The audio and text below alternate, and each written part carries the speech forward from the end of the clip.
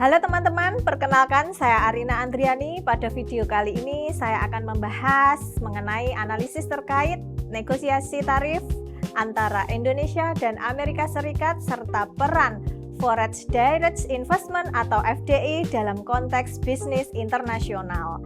Topik ini sangat penting karena menunjukkan bagaimana hubungan antara perdagangan dan investasi global dapat mempengaruhi perekonomian pada suatu negara.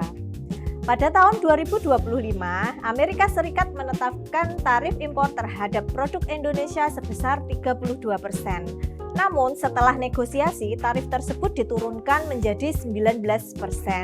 Menariknya, penurunan tarif ini tidak terjadi begitu saja, tetapi disertai dengan dorongan dari Amerika Serikat agar perusahaan Indonesia melakukan investasi langsung atau FDI di Amerika. Hal ini menunjukkan bahwa kebijakan perdagangan tidak hanya berkaitan dengan ekspor dan impor, tetapi juga berkaitan erat dengan strategi investasi global. Menurut saya, hasil negosiasi ini bisa dikatakan cukup menguntungkan, tetapi belum optimal. Di satu sisi, penurunan tarif dari 32% menjadi 90% tentu memberikan peluang bagi Indonesia untuk tetap bersaing di pasar Amerika Serikat. Hal ini dapat meningkatkan ekspor dan menjaga hubungan dagang antara kedua negara. Namun di sisi lain, tarif 19% masih tergolong tinggi dan bisa membuat produk Indonesia kurang kompetitif dibandingkan dengan negara yang lain. Selain itu, adanya syarat tertentu dalam negosiasi menunjukkan bahwa posisi tawar Indonesia masih belum sepenuhnya kuat. Jadi kesimpulannya, hasil ini lebih tepat disebut sebagai kompromi strategi, bukan untuk keuntungan yang penuh. Amerika Serikat mendorong perusahaan Indonesia untuk melakukan FDI karena beberapa alasan strategis mereka. Pertama yaitu FDI dapat menciptakan lapangan kerja di dalam negeri Amerika Serikat. Untuk yang kedua, dengan memindahkan produksi ke dalam negeri, AS bisa mengurangi defisit perdagangan mereka. Ketiga, FDI membantu memperkuat kontrol terhadap rantai pasok global. Menurut UNTAC, negara maju memang sering menggunakan FDI sebagai alat untuk menarik modal, teknologi, dan memperkuat industri domestik mereka.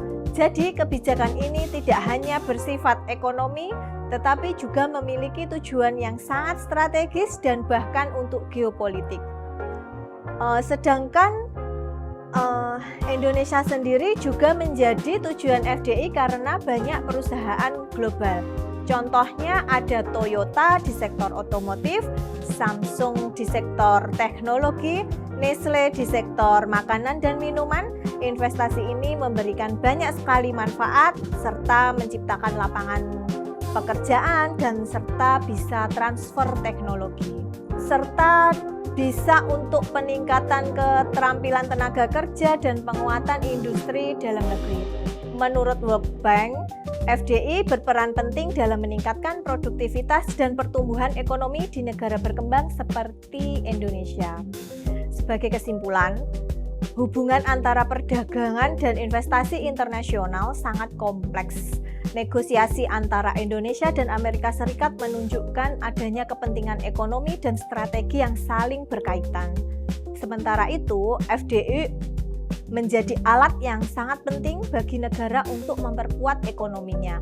Bagi Indonesia, kepentingan untuk tetap menjaga keseimbangan antara membuka peluang investasi dan melindungi kepentingan nasional agar dapat mencapai pertumbuhan ekonomi yang berkelanjutan. Sekian penjelasan dari saya, semoga dapat menambah wawasan kita semua mengenai bisnis internasional. Terima kasih dan sampai jumpa.